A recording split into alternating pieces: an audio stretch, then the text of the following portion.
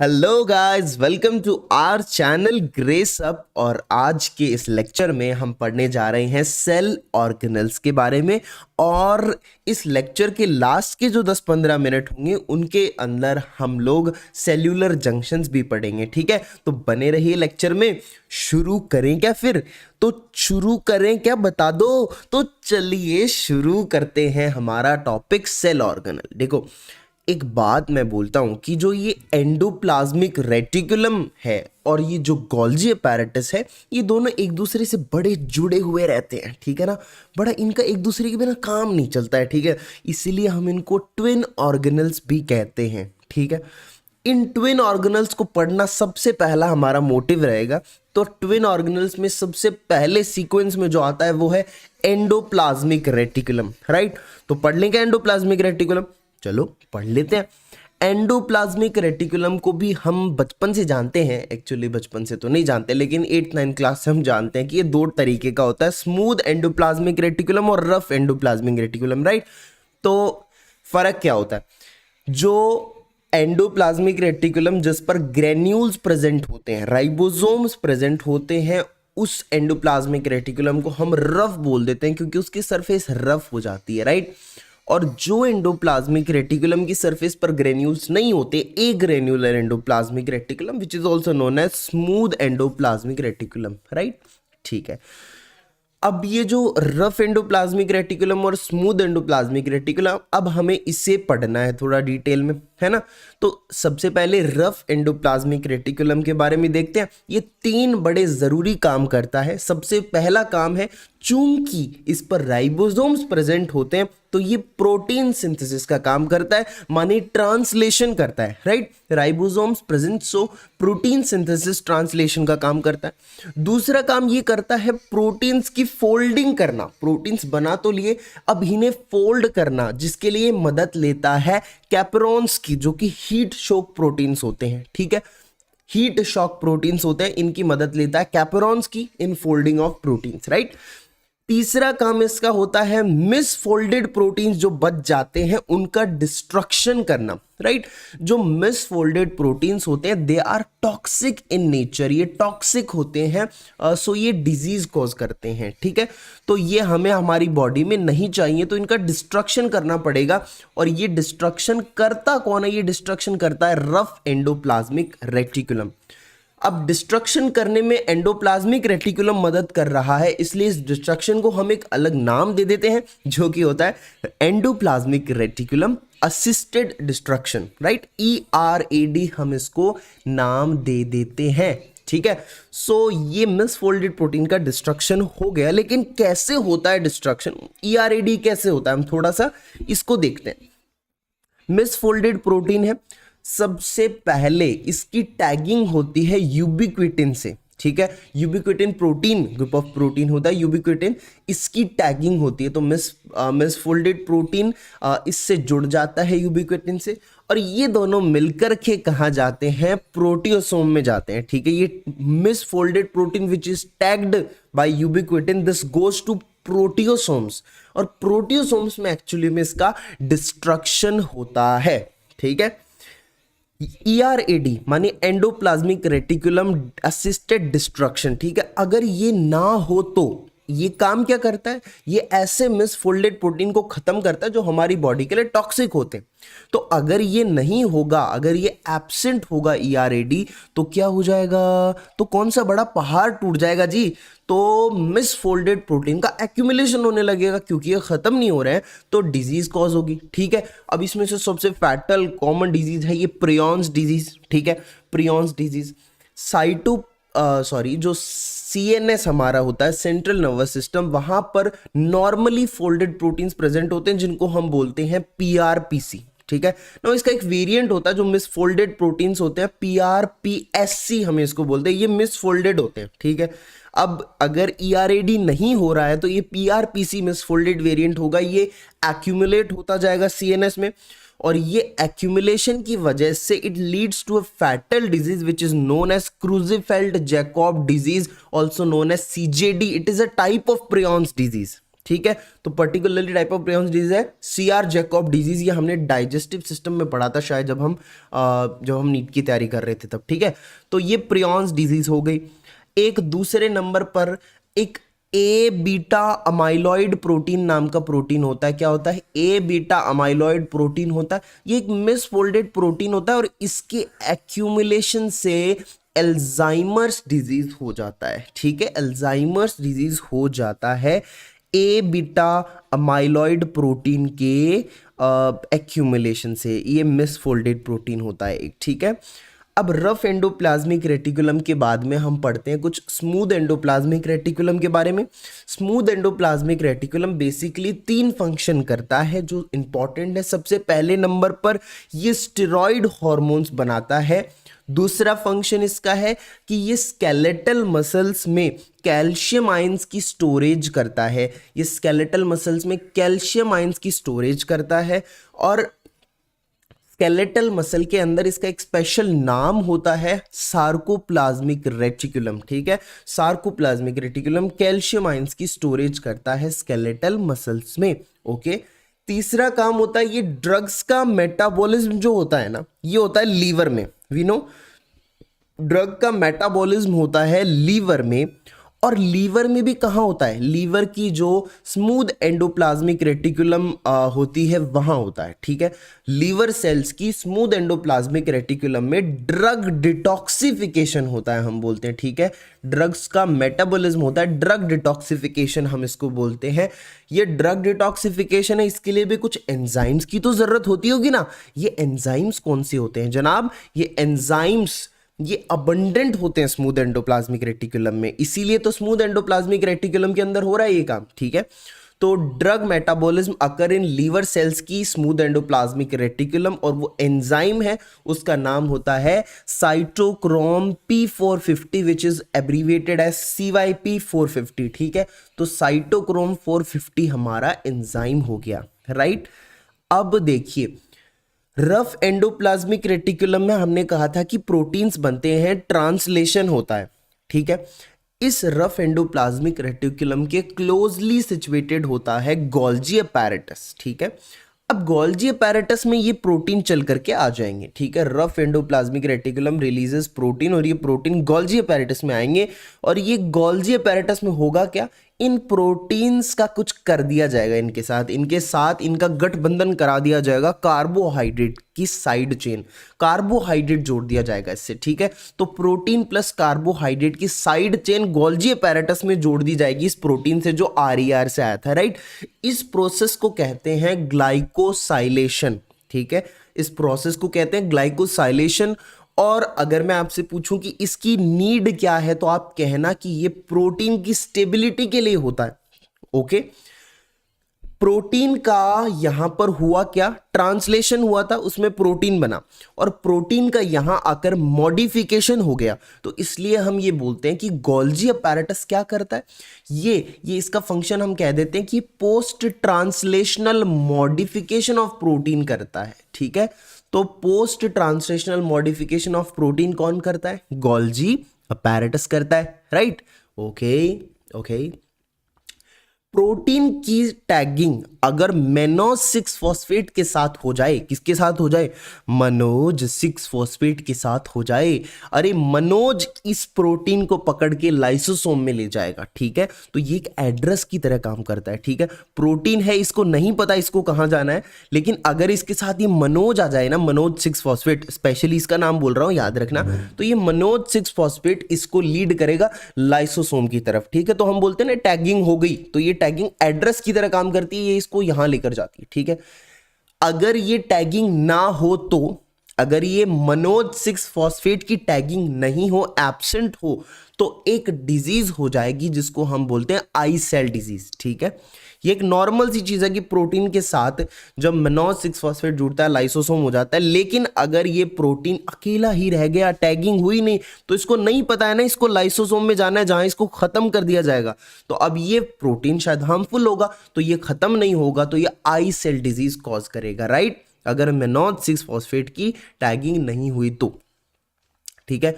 तो अब ये जो टैगिंग वैगिंग है ये सब करके हम कर क्या रहे हैं, हम प्रोटीन को सॉर्ट कर रहे हैं कि जो बिना काम का चीज़ है उसको हम लाइसोसोम में भेज दें, वहाँ पर डिस्ट्रक्शन हो जाए, इसका ख़त्म हो जाए, रिसाइकिल बिन में हम इसको डाल दें, ठीक है। तो फंक्शन एक्चुअली हो जाएगा सॉर्टिंग ऑफ प्रोटीन, ठीक है, प्रोटीन की सॉर्टिंग हो जाती है यहाँ पर। नाउ अगर हम पार्ट्स ऑफ गोल्जी अपैरेटस की बात करें तो बेसिकली दो ही पार्ट होते हैं, तीसरा भी मैंने लिख दिया थोड़ा एकदम क्लैरिफिकेशन के लिए। सबसे पहले हमारे पास आता है रिसीविंग एंड, जो कि रफ एंडोप्लाज्मिक रेटिकुलम के सबसे नज़दीक प्रेजेंट होता है, सबसे नज़दीक प्रेजेंट होता है रिसीविंग एंड, राइट। और इस रिसीविंग एंड को हम सिस एंड भी कहते हैं, it is close to RER। और यहाँ पर क्या रिसीव होता है, प्रोटीन्स रिसीव होते हैं, ठीक है, प्रोटीन्स रिसीव हुए। अब ये प्रोटीन जाएंगे GA प्रॉपर में, next part which is GA proper, Golgi apparatus proper. और प्रोसेसिंग एंड हम इसको बोलते हैं, यहीं सारी प्रोसेसिंग होती है, फंक्शंस यहीं होते हैं गोल्जी अपैरेटस के। देन होता है रिलीजिंग एंड या फिर trans end of Golgi apparatus, it is situated far away from rough endoplasmic reticulum. और इसका क्या फंक्शन होता है, इसका फंक्शन होता है स्टोरेज करना, storage of protein in form of vesicle till release, ठीक है। प्रोटीन यहाँ पर बैठ जाएंगे आराम से वेसिकल्स की फॉर्म में, ठीक है, उनका पैकेजिंग हो चुकी है, मॉडिफिकेशन हो चुका है उनका, और जब भी स्टिमुलस मिलेगा तो वो रिलीज कर दिए जाएंगे। अब थोड़ी देर पहले मैंने एक नाम बोला था जो था लाइसोसोम, ठीक है। तो let's study about this lysosome. देखो रिसाइकिल बीन की तरह का होता है लाइसोसोम की, सेल को जब भी कोई चीज खत्म करनी होती है ना तो वो लाइसोसोम के पास भेज देती है उसको, ये लाइसोसोम अपने आप निपट लेता है उससे, ठीक है, अपने आप निपट लेता है, किसी और चीज की जरूरत नहीं रहती है, ठीक है। तो अपने आप ये लाइसोसोम निपट लेता है उस चीज के साथ जो सेल को पसंद नहीं होती। अब लाइसोसोम के अंदर ऐसा क्या होता है, कुछ खास होता है क्या, तो देखो इसकी थोड़ी सी स्ट्रक्चर पे जाते हैं। यहाँ पर चैनल प्रोटीन प्रेजेंट होता है H पॉजिटिव एटीपेज, ठीक है। तो ये जो H पॉजिटिव एटीपेज है ये H पॉजिटिव आयंस को बाहर से अंदर आने का मीडियम प्रोवाइड कर रहे हैं। तो H पॉजिटिव आयंस अंदर आके एक्यूमुलेट हो जाएंगे बहुत सारे लाइसोसोम के अंदर की साइड, ठीक है। तो इतने सारे H पॉजिटिव आयन आ रहे हैं, इसका मतलब pH गिर जाएगी, pH फॉल्स, और pH फॉल होने का मतलब एसिडिक मीडियम बन रहा है वहां पर, तो pH कैसी हो गई, एसिडिक हो गई, राइट। तो हम बोलते हैं कि लाइसोसोम में डिस्ट्रक्शन तो होता है लेकिन एसिड मीडिएटेड डिस्ट्रक्शन होता है, ठीक है। एसिड की जरूरत हो तो कभी कभी भी आपको किसी भी ऑर्गेनल वगैरह में एसिड का जिक्र मिले तो आप लाइसोसोम समझेंगे, ठीक है, कि लाइसोसोम में होता है, एसिड से रिलेटेड तो कुछ लाइसोसोम ही है, ठीक है। लाइसोसोम को हम सुसाइडल बैग ऑफ सेल भी बोलते हैं, ठीक है। कई बार ये खुद सेल को भी खत्म कर देता है, ठीक है, सुसाइड में मदद करता है, कैसे करता है समझेंगे अभी। हाँ, ये जो एसिड मीडिएटेड डिस्ट्रक्शन हो रहा है तो चीज़ें खत्म करने के लिए ऑफकोर्स एंजाइम की जरूरत तो पड़ेगी, ठीक है। तो वो एंजाइम कौन से होते हैं, उन सब एंजाइम्स के पीछे एसिड लगा हुआ होता है, एसिड हाइड्रोलेसिस, सारे के सारे एसिड लाइपेजेस, ये एंजाइम्स हैं जो कि एसिडिक मीडियम के अंदर जो है डिस्ट्रक्शन का काम करते हैं, ठीक है। एक लाइसोसोम का बड़ा इंपॉर्टेंट फंक्शन होता है which got Nobel prize, lysosome का एक फंक्शन है ऑटोफैगी, ठीक है, ऑटोफैजी हम इसको बोल सकते हैं। ऑटोफैजी यानी सेल्फ डिस्ट्रक्शन, ये कब होता है और क्यों होता है, let me answer this. Autophagy during starvation होता है, ठीक है, और क्यों होता है, क्योंकि ये एनर्जी प्रोवाइड करता है। तो autophagy occurs during starvation to provide energy, this the simple funda, ठीक है। और इस चीज की वजह से, ऑटोफेजी की वजह से सर्वाइवल हो जाता है। कैसे होता है जरा इसको समझते हैं। सपोज आपके पास ये एक सेल है, इस सेल में एक माइटोकॉन्ड्रिया भी होगा, एक लाइसोसोम भी होगा, राइट। अब माइटोकॉन्ड्रिया जब ड्यूरिंग स्टारवेशन ये माइटोकॉन्ड्रिया को लाइसोसोम खा जाता है, ठीक है। अब माइटोकॉन्ड्रिया लाइसोसोम के अंदर चली गई है तो माइटोकॉन्ड्रिया का होगा डिस्ट्रक्शन, और डिस्ट्रक्शन होने से प्रोटीन रिलीज होगा, और protein will undergo metabolism which will further provide energy, right. तो ये जो माइटोकॉन्ड्रिया है हमने इसी को क्यों चूज किया ऑटोफेजी के लिए, मतलब इसी को क्यों मारा, हम दूसरा सेल ऑर्गेनल भी तो ले सकते थे ना कोई। इसका एक रीजन है कि the inner membrane of mitochondria is rich in protein, तभी तो हमें प्रोटीन रिलीज हो रहा था, राइट। तो inner membrane is rich in protein, that's why हमने माइटोकॉन्ड्रिया को लिया, ठीक है।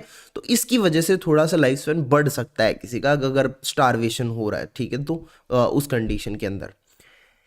Now let's talk about H2O2। आपने नाम सुना होगा हाइड्रोजन पेरोक्साइड, ये एक फ्री रेडिकल होता है और ये डिजीज कॉज करता है काफ़ी सारी, ठीक है। तो ये हार्मफुल होता है, ठीक है, तो इसका मतलब डिजीज कॉज कर रहा है तो इसका मतलब इसका डिस्ट्रक्शन करना पड़ेगा, ठीक है, इसको ख़त्म करना पड़ेगा, बॉडी में नहीं रख सकते। तो फ्री रेडिकल का डिस्ट्रक्शन कौन करता है? ये करते हैं पेरोक्सिसोम्स, याद रखना, पेरोक्सिसोम फ्री रेडिकल का डिस्ट्रक्शन करते हैं। ऑफ कोर्स इनके अंदर एंजाइम होता होगा कोई जो ये काम करता है, कैटलेज एंजाइम होता है, रिमेंबर इट, कैटलेज एंजाइम होता है जो ये काम करता है। नाउ कैटलेज एंजाइम ये डिस्ट्रक्शन का काम करता है, बेसिकली ये क्या करता है, डिस्ट्रॉय फ्री रेडिकल्स। ओके भाई, इतनी इंपॉर्टेंट चीज है फ्री रेडिकल को डिस्ट्रॉय करना, ठीक है। तो जाहिर सी बात है कि कॉमर्शियली इसको बाहर, बॉडी से बाहर भी है ना, कॉमर्शियली इसको प्रिपेयर तो करा ही जाएगा। तो कॉमर्शियली लोग डेवलप कर रहे हैं ड्रग फॉर्म ऑफ कैटलेज, क्योंकि ये पेरोक्साइड को ख़त्म कर देता है, ठीक है। तो लोगों ने सोचा कि चलो इस एंजाइम को ही हम सिंथेसाइज कर लेते हैं, है ना। तो ड्रग फॉर्म ऑफ कैटलेज बना रहे लोग कॉमर्शियली, जिसको स्यूडो कैटलेज भी हम बोलते हैं, जो कि बहुत सारे इसके इम्प्लीकेशंस होते हैं क्लिनिकल केसेस में, स्यूडो कैटलेज, ठीक है, राइट। अगला काम जो कि हमारे पेरोक्सिसोम करते हैं ये है oxidation of free fatty acids, it's done by peroxisomes. अच्छा, फ्री फैटी एसिड भी सारे नहीं होते हैं, कौन से होते हैं? Long chain and very long chain fatty acids, ठीक है। Long chain and very long chain fatty free fatty acids का ऑक्सीडेशन करते हैं peroxisomes, right. With the help of enzyme ये काम करते हैं which is known as phytanic acid oxidase, ठीक है। ये एंजाइम होता है फाइटेनिक एसिड ऑक्सीडेज, इसकी मदद से ये ऑक्सीडेशन होता है। मानो अगर ये एंजाइम एब्सेंट हो तो क्या होगा? तो हो जाएगा रेफसम्स डिजीज, क्लिनिकल इंपॉर्टेंट रेफसम्स डिजीज हो जाएगा। अब ये पेरोक्सिसोम की डिजीज है, पेरोक्सिसोम का डिसऑर्डर है, that's why it is known as peroxisomal storage disorder, ठीक है। रेफसम्स डिजीज कब होगा? जब फाइटेनिक एसिड ऑक्सीडेज नहीं होगा, फ्री फैटी एसिड्स का, long chain very long chain fatty acids का ऑक्सीडेशन नहीं होगा तब, ठीक है। तो ये पेरोक्सिसोम का डिसऑर्डर, रेफसम्स डिजीज, याद रखिएगा। देन साइटोस्केलेटन फिलामेंट्स की बात करते हैं। हमारे अंदर स्केलेटन होता है, ठीक है, हमें स्केलेटन की ज़रूरत होती है, उसी प्रकार से सेल को भी साइटोस्केलेटन की ज़रूरत होती है। साइटो मतलब सेल, स्केलेटन की ज़रूरत होती है, ठीक है। ये साइटोस्केलेटन फिलामेंट की फॉर्म में प्रेजेंट होता है, दैट्स वाई हमने लिखा है, हेडिंग लिखी है हमने, साइटोस्केलेटन फिलामेंट्स, राइट। समझ में आ रही बात? साइटोस्केलेटन फिलामेंट्स हमने इसीलिए लिखा है, ठीक है। तो ये साइटोस्केलेटन फिलामेंट है। We will classify this on the basis of size of their filaments basically. तो 3 टाइप के बन जाते हैं, बड़ी साइज वाले, छोटी साइज वाले और बीच के इंटरमीडिएट फिलामेंट्स, है ना भाई। बीच के नहीं है, ये सबसे ज्यादा अबंडेंट है, ठीक है। इंटरमीडिएट तो है लेकिन मोस्ट अबंडेंट है। तो मोस्ट अबंडेंट फिलामेंट्स कौन से? इंटरमीडिएट फिलामेंट्स है, ठीक है। तो ये स्मॉल साइज वाले माइक्रो फिलामेंट्स एंड माइक्रोट्यूब्यूल, हमें इन तीनों को एक एक करके पढ़ना है, ठीक है। तो सबसे पहले हेडिंग डाल देते हैं माइक्रोट्यूब्यूल्स, हैं जी, माइक्रोट्यूब्यूल्स लिख देते हैं सबसे पहले। तो ये जो माइक्रोट्यूब्यूल्स होते हैं ये बेसिकली 3 स्ट्रक्चरल प्रोटीन से मिलकर बनते हैं और 3 ही जरूरी काम करते हैं। 3 स्ट्रक्चरल प्रोटीन्स कौन से हुए? काइनेसिन, डाइनिन, ट्यूबुलिन, ये 3 स्ट्रक्चरल प्रोटीन्स हो गए। और 3 इंपॉर्टेंट फंक्शंस क्या कर रहे हैं? सबसे पहला फंक्शन तो हो गया न्यूरॉन के अंदर एक्सोनल ट्रांसपोर्ट, ठीक है। एक जरूरी बात, माइक्रोट्यूब्यूल को हम MTS से लिखते हैं, M से माइक्रोट्यूब्यूल और M से मूवमेंट। तो माइक्रोट्यूब्यूल बेसिकली मूवमेंट में बड़े एक्टिव होते हैं, मूवमेंट का काम बड़ा ज्यादा करते हैं ये, ठीक है। तो मैंने एक बना दिया है यहां पर एक न्यूरॉन, ठीक है, राइट, मैंने एक न्यूरॉन बना दिया है, ठीक है। अब आप इसको ध्यान से देखिए, सेल बॉडी है, एक्सॉन है, सिनेप्टिक एंड है कॉमन। अब cell body to synaptic end synaptic end to cell body transport होते हैं, ठीक है, और थ्रू एक्सॉन होते हैं, राइट, एक्सॉन के थ्रू ही तो होंगे। तो सेल बॉडी से जो ट्रांसपोर्ट सिनेप्टिक एंड की तरफ होता है that is known as forward axonal transport. Forward axonal transport है ये, या फिर हम इसको एंटीग्रेट ट्रांसपोर्ट भी बोल सकते हैं।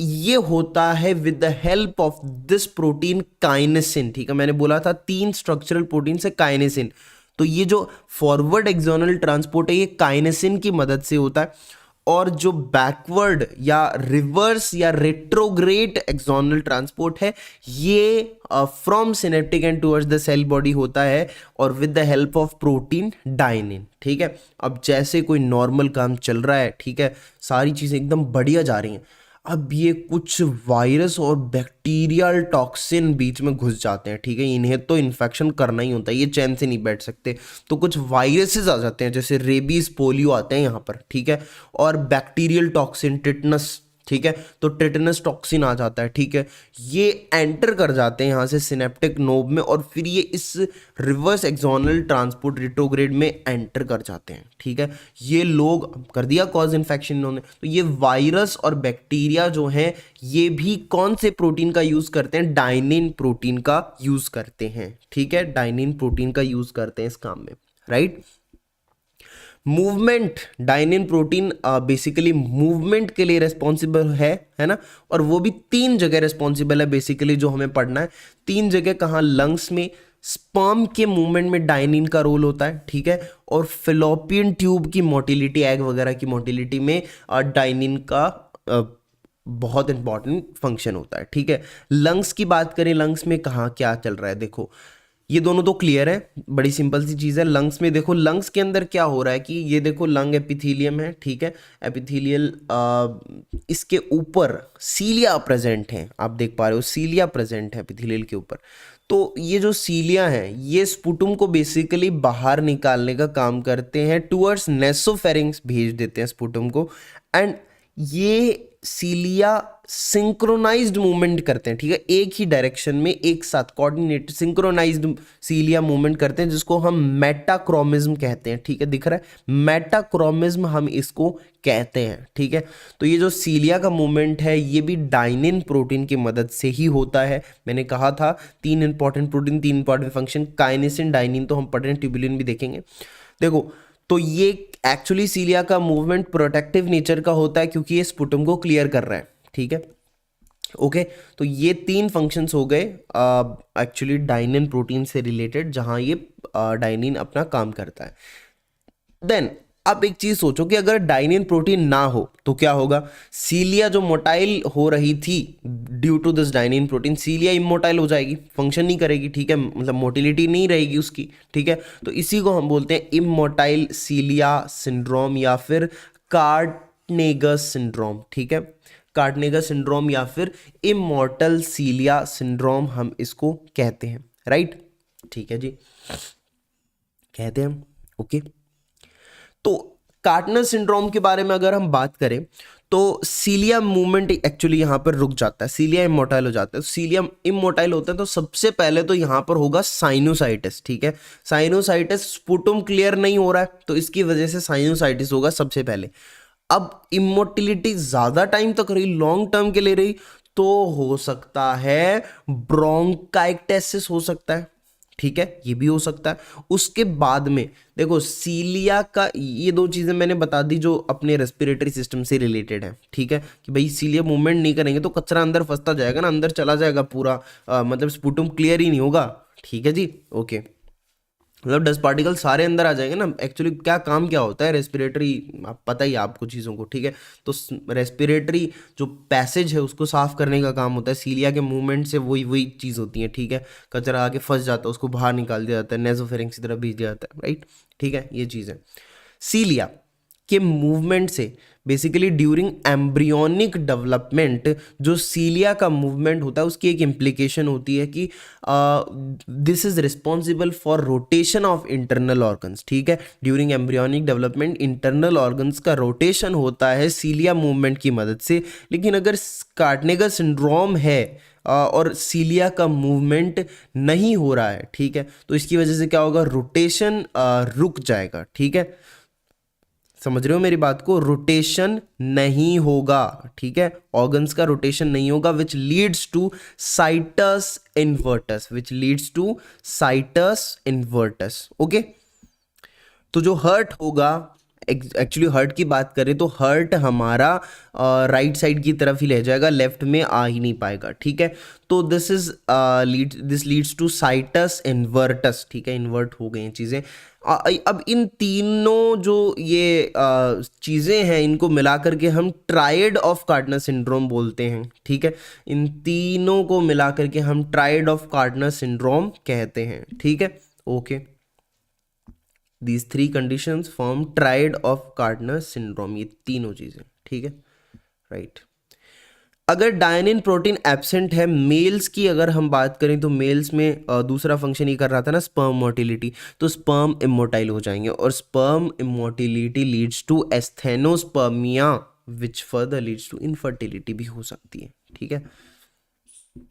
ओके, तीसरा फंक्शन हो गया मूवमेंट ऑफ क्रोमोसोम, ठीक है, ये काम करता है ट्यूबुलिन प्रोटीन, ठीक है। तीसरा काम है ट्यूबुलिन प्रोटीन जो करता है, दो प्रोटीन्स का पहले देख लिए, तीसरा मूवमेंट ऑफ क्रोमोसोम का ट्यूबुलिन प्रोटीन से रिलेटेड है। This movement of chromosome is very important for sale survival, ठीक है। ये सेल डिवीजन माइटोसिस के दौरान होता है which is important for sale survival, और ये ट्यूबुलिन प्रोटीन्स के मदद से होता है, ठीक है। अब ट्यूबुलिन प्रोटीन, या हम बोल सकते हैं कि अगर माइक्रोट्यूब्यूल का इनहिबिटर कुछ आ जाए, ठीक है, माइक्रोट्यूब्यूल के एक्शन का इनहिबिशन हो जाए तो क्रोमोसोम मूव नहीं कर पाएंगे, क्रोमोसोम मूव नहीं कर पाएंगे, इवेंचुअली सेल मर जाएगा, सेल विल डाई, ठीक है।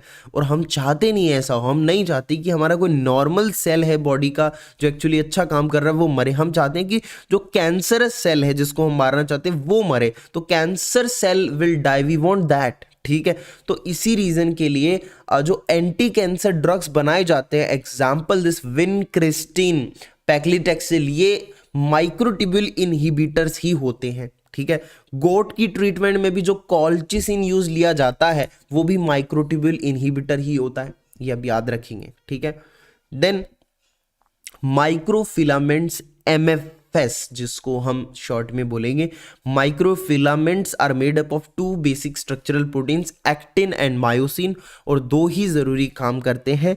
पहला काम है मसल कॉन्ट्रैक्शन में स्लाइडिंग फिलामेंट थ्योरी जो हम पढ़ते हैं, ठीक है, उसमें फिलामेंट नाम क्यों आया है, इसी माइक्रोफिलामेंट की वजह से, ठीक है। तो मसल कॉन्ट्रैक्शन इसका एक पहला जरूरी काम है। दूसरा है सेल की motility, cell motility, cell motility के लिए एक्चुअली में एक्टिन मायोसिन में से कौन रेस्पॉन्सिबल होता है, एक्टिन रेस्पॉन्सिबल होता है, ठीक है। ये एक्टिन क्या करते हैं, इनका पॉलीमराइजेशन होता है, एक्टिन एक्टिन एक्टिन एक्टिन, इनका जब पॉलीमराइजेशन होता है, this actin polymerization, this is responsible for cell motility, ठीक है। Actin polymerization responsible for cell motility. Now sometimes this mechanism हम कह सकते, this polymerization is hijacked by a microorganism which is known as listeria monocytogenes, ठीक है। ये भी क्या करता है, अपने अंदर पॉली ए फॉर्मेशन कर लेता है, पॉली ए क्या पॉलीमराइजेशन ऑफ एक्टिन कर लेता है, एक्टिन पॉलीमराइजेशन कर लेता है इन इट्स टेल, ठीक है, जिसकी वजह से ये भी मोटाइल हो जाता है, मोटिलिटी इसकी पॉसिबल हो जाती है। This it's motility is known as tumbling motility, okay. तो ये आप याद रखेंगे, लिस्टीरिया मोनोसाइटोजीन्स ही माइक्रोऑर्गेनिज्म में हाईजैक कर लेता है poly A tail formation, response motility, then tumbling motility, okay. Then दो फिलामेंट्स की हमने बात कर ली, अब इंटरमीडिएट फिलामेंट्स जो मोस्ट अबंडेंट थे हम उनकी बात करते हैं, राइट। हम उनकी बात करें जो मोस्ट अबंडेंट हैं, जो सबसे ज्यादा पाए जाते हैं, ठीक है, ओके। तो जो इंटरमीडिएट फिलामेंट्स होते हैं they are considered as tumour markers, right. Intermediate filaments are considered as tumour markers. Example keratin, सबसे पहला एग्जाम्पल मैं देता हूं, keratin is exclusively present in epithelial cells, ठीक है, एपिथेलियल सेल्स में प्रेजेंट होता है केराटिन, ठीक है। और एपिथेलियल सेल्स का वहां से जो ट्यूमर ओरिजिनेट होता है एपिथेलियल सेल से, this is known as carcinoma, carcinoma tumour originate from epithelial cell, carcinoma, ठीक है। इस कार्सिनोमा का ट्यूमर मार्कर है साइटोकेरेटिन, ठीक है, केराटिन साइटोकेरेटिन, ठीक है। तो साइटोकेरेटिन इसका ट्यूमर मार्कर है कार्सिनोमा का। जैसा मैंने कहा कि intermediate filaments they are considered as tumour marker. और भी आपको समझ में आएगा धीरे धीरे। देखो अगर एक्सेसिव अल्कोहल को अब्यूज कर रहा है तो हम जानते हैं उसका लीवर डैमेज होगा, ठीक है, उसका लीवर डैमेज होगा। अब लीवर डैमेज होना because of alcohol, this is called alcoholic liver disease, इसको कहते हैं हम अल्कोहलिक लीवर डिजीज, ठीक है। एंड यहां पर एक्चुअली हो क्या रहा है, यहां पर किरेटिन एक्यूमुलेशन होता है अल्कोहलिक लीवर डिजीज में। किरेटिन एक्यूमुलेशन होता है, keratin is accumulated in the form of bodies and this is called, in bodies को हम बोलते हैं मेलोरी डैंक बॉडीज, ठीक है। ये यहां पर होता है एक्सेसिव अल्कोहल अब्यूज के केस में, इंपॉर्टेंट क्लिनिकल केस, ठीक है। Desmin, if you talk about desmin, desmin एक इंटरमीडिएट फिलामेंट होता है जो एक्सक्लूसिवली मसल सेल्स में पाया जाता है, ठीक है। और मसल सेल का जो ट्यूमर होता है, this is tumours are known as sarcomas, ठीक है। स्पेसिफिकली हम बोलें तो रैप्डोमियोसार्कोमास, और इस रैप्डोमियोसार्कोमास का ट्यूमर मार्कर है डेस्मिन, ठीक है। Desmin is A intermediate filament, ठीक है, ये क्या है, ट्यूमर मार्कर है, ओके, ठीक है जी। देन वाइमेंटिन की बात करते हैं। वाइमेंटिन कनेक्टिव टिश्यू में पाया जाता है, क्लासिकल एग्जांपल फाइब्रोब्लास्ट में, ठीक है। अब ये जो वाइमेंटिन है ये ट्यूमर मार्कर होता है उन ट्यूमर्स के लिए जो मेसेनकाइमल ओरिजिन के होते हैं, ट्यूमर ऑफ मेसेनकाइमल ओरिजिन, उनके लिए ट्यूमर मार्कर होता है वाइमेंटिन, ठीक है। देन ग्लियल सेल्स में भी इंटरमीडिएट फिलामेंट प्रेजेंट होता है जिसका नाम होता है GFAP, glial fibrillary acidic protein, glial fibrillary acidic protein, ठीक है। तो जो ग्लियल फाइब्रिलरी एसिडिक प्रोटीन है इसका ट्यूमर मार्कर होता है एस्ट्रोसाइटोमा, ठीक है। ये ग्लियल सेल कौन सी, एस्ट्रोसाइट्स, जो उनमें ऐसा होता है, एस्ट्रोसाइट्स में स्टार शेप्ड सेल्स होती हैं, ठीक है। तो ट्यूमर मार्कर इज एस्ट्रोसाइटोमा या मेजॉरिटी ऑफ ग्लाइकोमास होते हैं। अगर इनमें जीएफएपी की अगर हम ट्यूमर मार्कर की बात करें तो ये जो एस्ट्रोसाइटोमा और ये जो मेजॉरिटी ऑफ ग्लाइकोमास होते हैं दे आर पॉजिटिव फॉर जीएफएपी, ठीक है। तो मैंने एक्चुअली बोला क्या ट्यूमर मार्कर क्या है, जीएफएपी है, जीएफएपी। ये एस्ट्रोसाइटोमा, ग्लाइकोमास, ये तो ट्यूमर्स हैं, इन ये पॉजिटिव होते हैं फॉर जीएफएपी। जीएफएपी इज इंटरमीडिएट फिलामेंट, और इंटरमीडिएट फिलामेंट क्या होता है, ट्यूमर मार्कर होता है, ठीक है। न्यूक्लियस में एक इंटरमीडिएट फिलामेंट होता है जिसका नाम होता है लेमिन। अगर ये लेमिन एब्सेंट होगा, अगर ये लेमिन एब्सेंट होगा तो प्रीमेच्योर एजिंग होगी, और premature ageing this is also known as progeria, ठीक है। पा मूवी देखी होगी जिसमें अमिताभ बच्चन का जो रोल था कि वो मतलब उसकी प्रीमेच्योर एजिंग हो जाती है ना, तो वो प्रोजेरिया है, या फिर हम इसको वर्नर सिंड्रोम भी कहते हैं, also known as Werner syndrome, progeria, ठीक है। नाउ ये खत्म हो गया। अगला टॉपिक है सेल पार्ट्स का आइडेंटिफिकेशन, ठीक है। तो हमने इतने सारे सेल पार्ट्स देखे हैं, है ना, हम कैसे आइडेंटिफाई कर पाते हैं कि ये सेल मेम्ब्रेन है, ये न्यूक्लियस है, लाइसोसोम है, ठीक है। हमें दिखते तो ये फिर भी नहीं है ना, तो ये मार्कर एंजाइम्स की हेल्प से पॉसिबल होता है आइडेंटिफिकेशन इनका। हर एक जो कंपोनेंट है उसका एक मार्कर एंजाइम है वहाँ पर, तो वो आप देखिए ध्यान से और उनको याद कर लीजिए। जैसे सेल मेम्ब्रेन होगा तो उसका मार्कर एंजाइम होगा सोडियम पोटेशियम एटीपेज, न्यूक्लियस का होगा आरएनए पॉलीमरेज, हिस्टोन डीएसिटाइलेज, लाइसोसोम के अंदर एसिड हाइड्रोलेज होगा, पेरोक्सिसोम्स में कैटलेज एंड यूरेट ऑक्सीडेज होगा, ईआर के अंदर ग्लूकोज 6 फॉस्फेटेज होगा, गोल्जी अपैरेटस के अंदर गैलेक्टोसिल ट्रांसफेरेज होगा, साइटोप्लाज्म में लैक्टेट डिहाइड्रोजिनेज होगा, ठीक है। तो जैसा कि मैंने आपको बोला था कि हम सेल्यूलर जंक्शंस के बारे में पढ़ेंगे in last of this video. तो सेल्यूलर जंक्शंस दो तरीके के हो सकते हैं, एक तो सेल सेल अटैच करने वाले, मतलब सेल से सेल मिला, तो सेल सेल अटैचमेंट वाले हो सकते हैं, और cell to basement membrane junctions भी हो सकते हैं। Cell to basement membrane junction भी होते हैं, हो सकते क्या हैं, होते हैं, ठीक है। तो दो तरीके के जंक्शंस होते हैं, सेल सेल को मिलाना हो या सेल को बेसमेंट मेम्ब्रेन से मिलाना हो। तो देखो सबसे पहले सेल सेल की बात करते हैं। हमारे पास दो cell number 1 and cell number 2, ठीक है। तो इन दोनों सेल्स को जो जस्ट अटैच करके रखते हैं, दीज आर एडहेरेंट जंक्शंस या फिर जोनुला एडहेरेंस या फिर डेस्मोसोम्स इनको हम बोलते हैं। इनका ये just, these are just attached, ठीक है, ये जस्ट अटैच करते हैं सेल्स को, ठीक है। नेक्स्ट नंबर पे टाइट जंक्शन, ठीक है, एकदम रोप जैसा होता है ये टाइट जंक्शन, मतलब it is to prevent leakage, मतलब एकदम बांध के रखता है सेल्स को और लीकेज भी नहीं होने देता है, ठीक है। नेक्स्ट आदान प्रदान के लिए गैप जंक्शंस भी बन जाते हैं दोनों सेल्स के बीच में, ठीक है। सबसे पहले हम जोना एडहेरेंस या डेस्मोसोम्स की बात कर लेते हैं। वैसे ये दोनों सेम होते हैं, सेम ही चीज होते हैं, लेकिन adherens is attached to actin and desmosomes are attached to intermediate filament. This is the basic difference between zona adherens and desmosomes. ये attached to intermediate filament और adherens attached to actin, ठीक है। ये कहाँ प्रेजेंट होते हैं actually में? ये प्रेजेंट होते हैं where mechanical stress is there, जैसे हार्ट, जैसे स्किन, जैसे यूट्रस, सर्वाइकल रीजन में, ठीक है। अब ये जो जोना एडरेंस या डेस्मोसोम्स है, ठीक है, दिस कंसिस्ट ऑफ प्रोटीन्स, ठीक है, प्रोटीन्स के बनते हैं ये। और प्रोटीन्स कौन से होते हैं जिनसे ये बनते हैं? डेस्मोग्लिन्स और डेस्मोकॉलिन्स, ये दो प्रोटीन्स हैं जो आपको याद रखने जोना एडहेरेंस में, ठीक है। तो डेस्मोग्लिन्स और डेस्मोकॉलिन्स इंपॉर्टेंट है, याद रखें। टाइट जंक्शंस की बात करते हैं या इनको जोना ऑक्लूडेंस भी कहते हैं।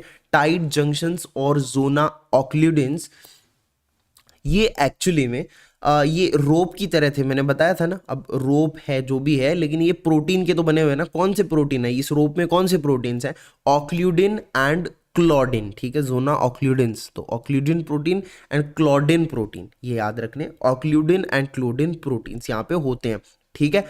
एंड ये टाइट जंक्शन होते हैं, बेसिकली दे रेगुलेट पैरासेल्यूलर मतलब साइडवर्ड मूवमेंट, ठीक है। कहाँ प्रेजेंट होते हैं? Examples are BBB, blood brain barrier, kidneys, intestine, choroid plexus, okay. Number 3 we are with gap junction. Gap junction जो होते हैं, these are made up of group of protein called connexons, ठीक है। कनेक्शंस खुद 6 सब units के मिलकर बनते हैं और एक यूनिट जो होती है वो उसको हम बोलते हैं कनेक्सिन, प्रोटीन की होती है वो कनेक्सिन, हम इसको बोलते हैं कनेक्सिन। कनेक्सॉन्स 6 सब यूनिट्स मिलकर कनेक्सॉन्स बनाती हैं, ठीक है। Location heart, smooth muscles, neurons, ठीक है। हार्ट में कहां पर? कार्डियक गैप जंक्शन प्रेजेंट होते हैं हार्ट में। कौन से रीजन में? इंटरकैलेटेड डिस्क वाले रीजन के अंदर, ठीक है। नाउ दूसरे टाइप का जंक्शन था सेल बेसमेंट मेम्ब्रेन जंक्शन। जैसे ये कोई सेल है, ये बेसमेंट मेम्ब्रेन है जिसको बेसल लेमिला भी बोलते हैं, नो इशू, ठीक है। तो ये इनका भी जो अटैचमेंट होता है, it is with the help of 2 junctions. एक तो हेमीडेस्मोसोम्स होते हैं, एक होते हैं कैम्स, ठीक है, cell adhesion molecules, CAMs, cell adhesion molecules. What are the example of cell adhesion molecule? Example number 1 cadherins, example number 2 integrins, example number 3 selectins, okay. तो आप ये याद रखेंगे, हमारा बेसिकली यहाँ पे काम खत्म होता है। कुछ क्वेश्चंस कर लेते हैं, ठीक है, बड़े सिंपल क्वेश्चंस होंगे, ठीक है। आप क्वेश्चन अच्छे से पढ़ें, समझे। मैं आपको मेजर चीज़ें बताता हूँ किस टाइप के क्वेश्चंस एक्चुअली में आ रहे हैं रिसेंटली, ठीक है।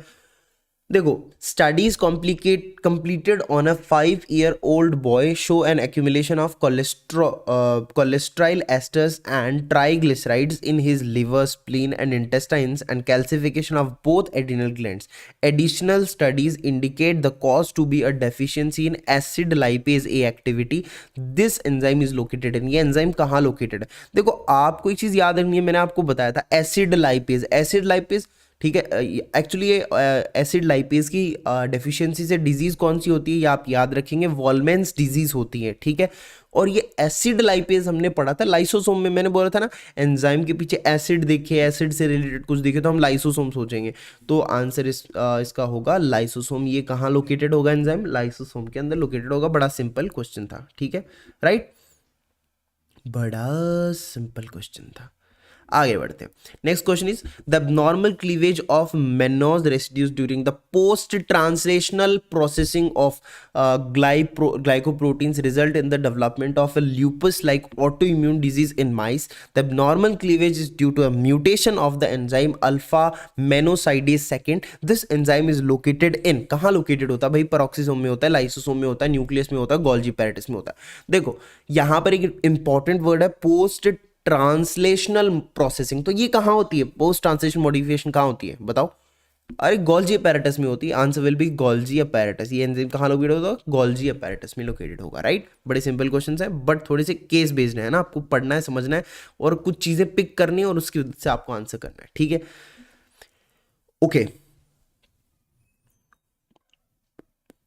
अब ये आप पूरा क्वेश्चन पढ़ेंगे, आप यहाँ लास्ट तक पहुंचेंगे। आपको जो मेन टैगलाइन है, connexin is an important component of which of the following, ठीक है। आपको पूरा पढ़ना है, मुझे पता है क्या है, इसलिए मैं सिर्फ मेन चीज बता रहा हूँ। Connexin is a important component of which of the following. किसका कंपोनेंट है कनेक्सिन?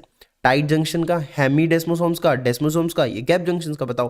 देखो आपको पता है टाइट जंक्शन में मैंने बताया था क्लॉडिन्स ऑक्लूडिन्स, ठीक है। हेमीडेस्मोसोम्स हैं अपने, डेस्मोसोम्स में डेस्मोग्लिन्स और डेस्मोकैलिन्स मैंने बताया था, ठीक है। अब गैप जंक्शन में मैंने कनेक्सिन का नाम लिया था। तो connexin is an important component which of the following? Gap junction का कंपोनेंट होता है कनेक्सिन, ठीक है।